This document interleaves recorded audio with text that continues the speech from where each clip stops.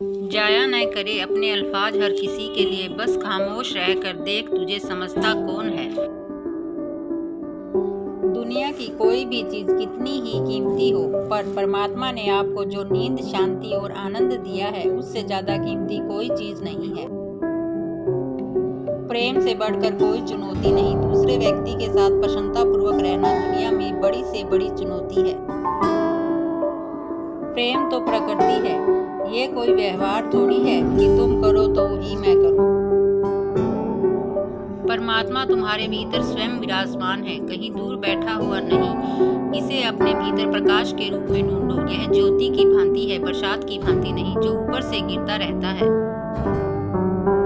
अगर तुमने एक बात का निर्णय कर लिया है कि तुम सत्य के साथ हो, तो इस दुनिया में सबसे बड़ी ताकत तुम्हारे साथ है। तुम अकेले नहीं हो।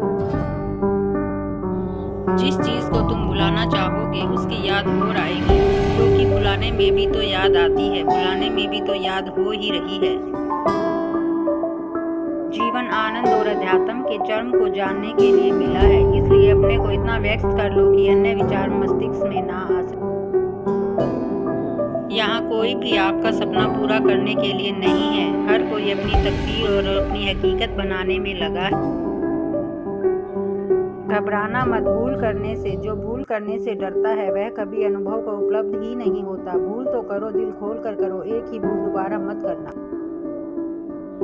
जो भी किया जा सकता है उसी वक्त किया जा सकता है। जिसे आप कल पर छोड़ रहे हैं, जान ले आप करना नहीं चाहते। कार्बन कॉपी कुरूप होती है, इसलिए दूसरे जैसा बनने की कोशिश मत करो। कांटों को समझने के लिए बुद्धि काफी है, फूलों को समझने के लिए तो हृदय चाहिए। हर चीज समय के साथ बड़ी होती जाती है, इसलिए किसी भी चीज को कल पर मत टालो। आज जो समस्या सुलझ सकती है, कल वो बड़ा रूप ले लेगी और आपके पास समय नहीं बचेगा। हर इंसान इस दुनिया में खुद का भाग्य लेकर आता है। कुछ चीजें और काम उसे पूरे करने होते हैं। कोई ना कोई मकसद होता है उसके आने का। आप यहाँ अचानक यूं ही नहीं आ गए। आपके आने का एक गहरा अर्थ है, मतलब है, उद्देश्य है। आपके द्वारा कुछ निर्धारित होना है। चाहे जितनी भी भोग रहे हो, तुम्हारे ही निर्णय का फल है, और जिस दिन तुम निर्णय बदलोगे उसी दिन जीवन बदल जाएगा।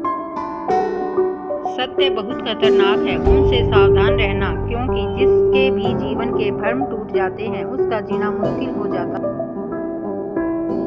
जिस व्यक्ति को जो उपलब्ध है, अगर वह उसमें आनंद खोजने में असमर्थ है, तो उसे जो भी उपलब्ध हो जाएगा उसमें भी वह आनंद खोजने में असमर्थ हो जाएगा। किसी से किसी भी तरह के कंपटीशन की आवश्यकता नहीं है। आप स्वयं में जैसे हैं एकदम सही हैं। खुद को स्वीकारिए। श्रद्धा मूल्यवान है, पत्थर पर है या परमात्मा पर, यह गौण है। पत्थर पर भी हो सकती है और तब पत्थर भी परमात्मा का काम देने लगता है। शांत होने की कोई तरकीब नहीं होती, सिर्फ अशांत होने की तरकीबें होती हैं, और अशांत होने की तरकीबें समझ में आ जाए तो आम आदमी शांत हो जाता है। जो भी किया जा सकता है उसी वक्त किया जा सकता है। जिसे आप कल पर छोड़ रहे हैं, जान ले आप करना नहीं चाहते हैं। जो खुद ही को छोड़ देता है वही प्रभु को पाने का अधिकारी होता है। सत्य को पाना है तो स्वयं को छोड़ दो। मैं से बड़ा और कोई असत्य नहीं।